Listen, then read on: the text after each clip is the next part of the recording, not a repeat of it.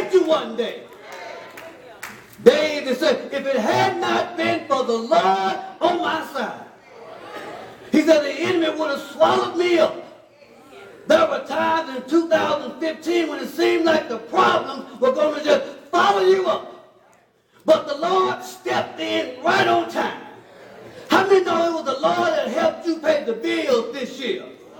It was the Lord that kept food on your table. It was the Lord that kept a roof over your head. It was the Lord that kept a stray bullet from coming your way. It was the Lord that guided the car you were driving down the highway. It was the Lord that kept a deaf angel away from your door. It was the Lord that woke you up this morning. You made it this far. You made it up to now. You made it hitherto because the Lord helped you. Somebody applied for a job last year, and they said you wasn't qualified, but you got the job anyway. Somebody put in for a loan for a house or a car, and they said your credit score wasn't high enough, but you got the car anyway. They said you couldn't make it at that school that you got in, but you got in anyway, and God helped you keep your grades up. Anybody know if it had not been for the Lord helping you, but the Lord keeping you? Somebody went to the doctor this year, and the doctor said no. Y'all know how the insurance company will give you a runaround. Will tell you that medicine not covered by your plan. We're not covering that procedure. But you're here anyhow. God helped you this far. You might have had to walk in on a cane today. You might have had to push a walker to get in. You might have had to struggle just to get your clothes on and get dressed. Some of y'all had to rock from one side to the other side just to get up out of the bed this morning. Somebody had to take a pain pill just to walk in the door this morning. Somebody's sitting there hurting right now, but you came anyhow. You made it this far. You made it up to now. You made it to this point. You made it hitherto. Old folks used to sing a song, I look back and wonder. But I ain't got to wonder how I got over. I know how I made it hitherto. I know how I made it up to this point. I know how I got here today. Wasn't because I was so good, but I made it hitherto because the Lord sure helped me. Even though I didn't always do what he told me to do. I didn't read the Bible as much as I should have. I didn't pray as much as I could have. I didn't witness every chance I got. But God still blessed me anyhow. Anyhow. I know it ain't good English, but he blessed me anyhow.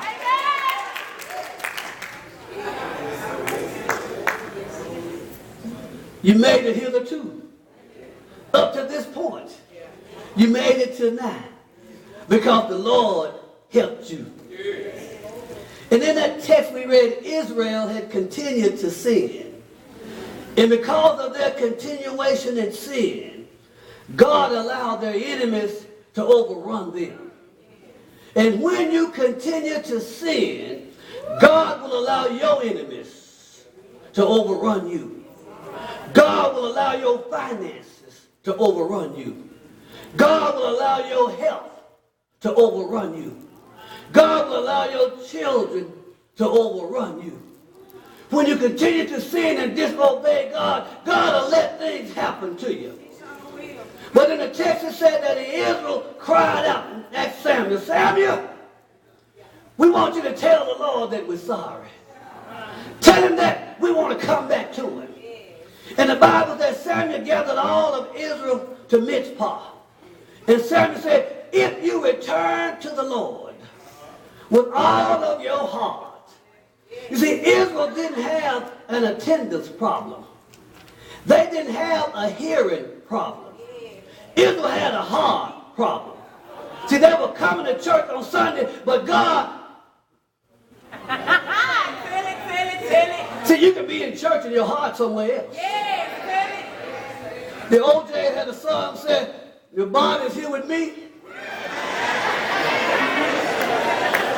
Now, I know I ain't the only one know that song. The old J, that your body is here with me, but your mind is somewhere else. See, Israel had a hard problem. They didn't mind coming to the temple making a sacrifice, but their heart belonged to somebody else. But when God gets your heart, you'll come to prayer meeting.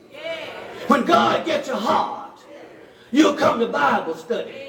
When God gets in your heart, we ain't got to beg you for tithes and offerings. When God gets your heart, he got all of you. And so Israel came and said, Samuel, tell the Lord that we have sinned. And that's all God had been waiting to hear. We have sinned. That's what God waiting to hear from America. We have sinned.